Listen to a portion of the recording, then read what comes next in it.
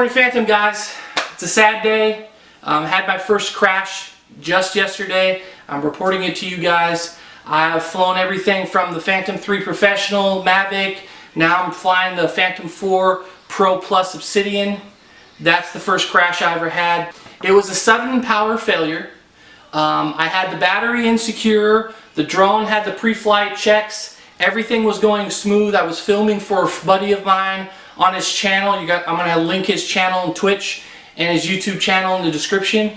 But I was filming him riding his motorcycle, and I was going about maybe 3 or 4 miles an hour, just very slowly drifting as I was recording him taking off. And out of nowhere, about 12.5 feet off the ground, the drone just completely lost power, crashed.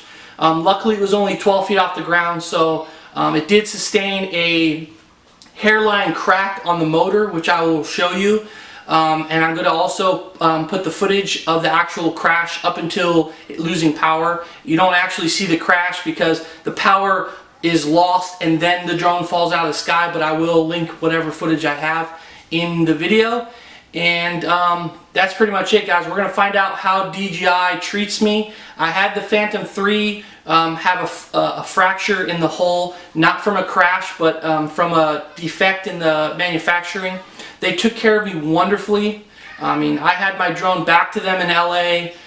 They replaced my parts in less than a week. In 1 week, they had my drone back to me and it was up and going. So I hear a lot of negative things about DJI customer service. Sometimes they blame people for crashes, but I don't know if it's pilot error or what's going on. I mean, this has shaken me to my core because I always operated under the assumption that 99.9% of the crashes that I see online and I see on Facebook and different people that I hear from, they're all end up being pilot error.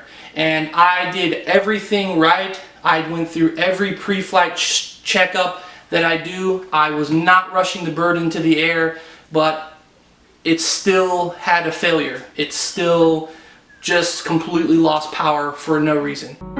In the arms of the angel, away from here. Hello darkness, my old friend. I've come to talk with you again, because a vision softly creeping. So what we're gonna see is I'm gonna make an update video as far as what they end up saying, if they blame me for it or if they're gonna take responsibility. Fortunately enough for them, it didn't look like it damaged or bent the gimbal. It did not damage the camera. All of the sensors are operating correctly. I'm not getting any errors on the app. The only thing I have is a crack near the motor on the plastic body. So definitely they're going to have to replace the body. They're going to have to replace the propeller. At least one propeller is broken in half. So they're going to have to replace that, and we'll see what happens. I'd like for them to also replace the battery that was associated with this crash, because I no longer trust it. And that's very important. If you guys suffer crashes or catastrophic power failure, I highly recommend you avoid that battery. Don't use the battery. If you got to discard it, you can't, there's no way to replace it or get a warranty replacement on it, just throw that away, because it's just not worth it.